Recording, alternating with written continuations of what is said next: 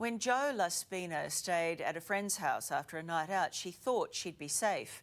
But how could she know that also staying there was a rapist with murder on his mind? Tonight, for the first time, the police video interview with the murderer who tells lie after lie in an attempt to get himself off the hook. Dan Nolan has the story.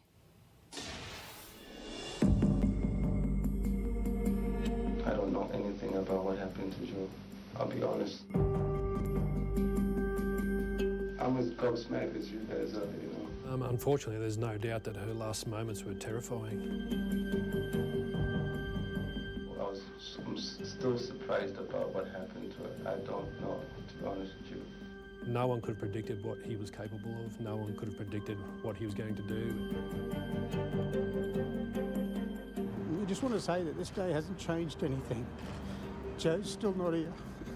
They never get to see everything that she could have done. Jo Spina was loved by everyone, the kind of girl who didn't have an enemy in the world. But what happened to her here in this quiet suburb was savage and brutal, a crime that came with no warning at all. A female tourism worker who was found strangled to death. It happened on Easter Saturday, a young life taken for no reason at all. Nothing will ever give back what's been taken from her. Wendy Palmer was a close friend of Jo's, one of hundreds of people touched by that infectious smile. You could have met Jo once and, you know, she would leave a mark on you for sure. Bubbly, full of life. She still remembers the disbelief at first hearing Jo had been murdered. The body of 26-year-old Jo Spina was found in the bathroom of the townhouse. I honestly didn't believe it. I thought there was absolutely no way and why anyone would want to hurt Jo in the first place. There'd never be a reason to cause her any harm. That was until this monster arrived. On the surface, 33-year-old Musa Ngwira seemed like a friendly traveller from South Africa making a new life for himself in Australia. Nobody had even an inkling that he was also a cold-blooded killer.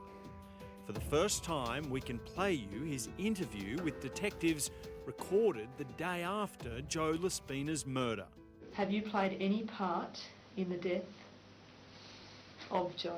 No, ma'am, I have not. I have not basically played any part at all. I don't know anything about this. It saddens me that something like that will happen to her. I don't know anything about what happened to Jo. I'll be honest. But Musa Ngwira is far from being honest. He spits out dozens of different lies that will eventually be picked apart by investigating police using CCTV and witness accounts. Did you inflict any injuries at all on Jo? No, not at all. Was there any struggle at any stage between you and Jo? No. I didn't even speak much to her. I never basically had any issues with her. This is a particularly nasty example of it for sure, but it never ceases to amaze me, the capability of humans to lie.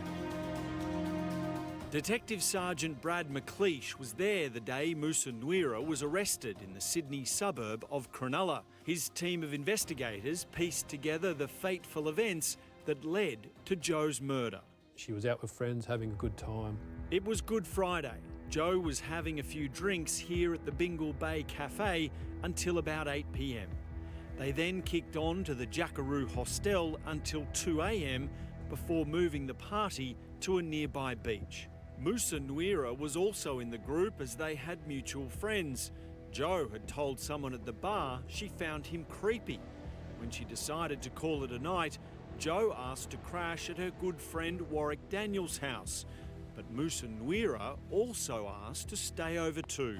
I asked him while we were still at the bar, do you mind if I basically crash over at Jo's? I've had too much to drink. I don't want to basically drive. And he said, yeah, you're more than welcome, mate. You know, no dramas. How safe would you have felt staying in that house? She would have felt very safe. She was in a familiar environment. She'd stayed at that unit before. She was in a bedroom by herself. She was sleeping. She had no reason to feel in danger at all. At 7 a.m, Warwick Daniel awakes and rushes to work. As he leaves, he speaks to Musa Ngwira, who's sleeping on a couch downstairs. Joe is asleep upstairs and is now completely unaware that she's home all alone with a sexual predator who's about to strike.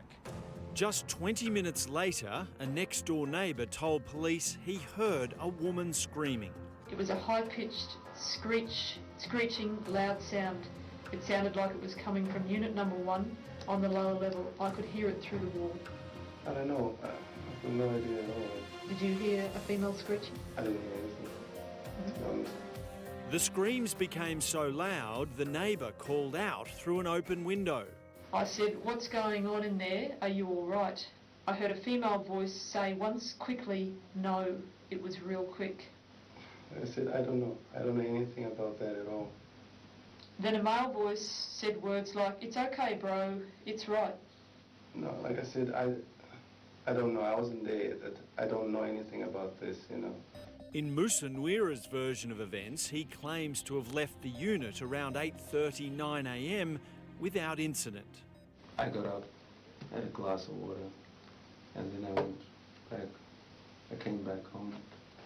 When you got up and left to come home, who else was in the unit at that time? I don't know. I didn't basically look. I didn't. CCTV captures him parking in a nearby cafe, walking calmly inside for a few minutes, then leaving again. Evidence that didn't fit with his story. Then a crucial breakthrough here on Musa Ngwira's work computer. A forensic analysis revealed that at 1:39 p.m. he ran searches asking what is the penalty for killing a person in Australia before deleting the internet history.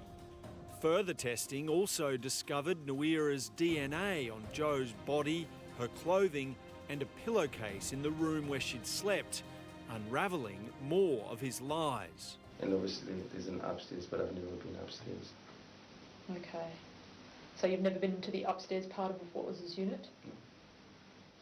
Would you like to make a comment in relation to the next door heard with the female screaming in the unit that you were in at the time? No, because their word against mine at this moment, and it just seems like, you know, there's piling evidence that's basically suggesting that I was there, but I was not there. I don't know anything about what happened to Jo. I'm still surprised about what happened to her. I don't know, to be honest with you. I don't know. When he faced trial for murder, Musa Ngwira dropped most of these lies and changed his story.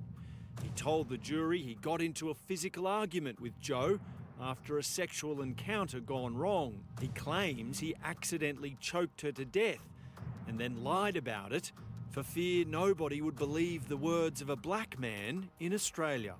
Musa Ngwira told the court he had no intention of killing Jo and that he only used the chokehold in self-defence. This coming from a man who is 193 centimetres tall versus a woman who was about this high. What was your reaction to his claims of self-defence? To try and blame a victim for your actions is just outrageous. Musa's new version of events was still full of holes. Ngwira was also trained in first aid, but despite his claim of accidentally killing Jo, he made no attempt to revive her. Instead, he placed her body in the shower and fashioned a noose around her neck to try and make it look like suicide. If his version of events was to be believed, he could have phoned 000, he could have sought help from neighbours, he could have performed CPR by his own admissions, but he failed to do any of that. A jury took just 2 hours to find Musa Ngwira guilty of the murder and rape of Jo Spina. Her uncle speaking on behalf of her distraught parents outside court. The family are devastated. They're so thankful to the police and the prosecutors for the job they've done. We just want to say that this day hasn't changed anything. Jo's still not here. Thank you. Thank you. He might have a sentence in jail, but her family have a sentence now for the rest of their life. For Jo's friends like Wendy Palmer, the pain of her loss is still so raw. Do you miss most about Jo? Her happiness. Sorry. They've built this lasting memorial to her in the sleepy suburb of Bingle Bay, just outside Mission Beach in North Queensland, and still celebrate her birthday. A community used to opening its arms to tourists, now left scarred by the evil unleashed by a stranger. A crime that has left many friends and witnesses wishing they could have their time over and do something differently. They shouldn't feel any blame for what happened, because no one could have predicted what he was capable of. No one could have predicted what he was going to do. So everything you told us was the truth? Everything has been the truth.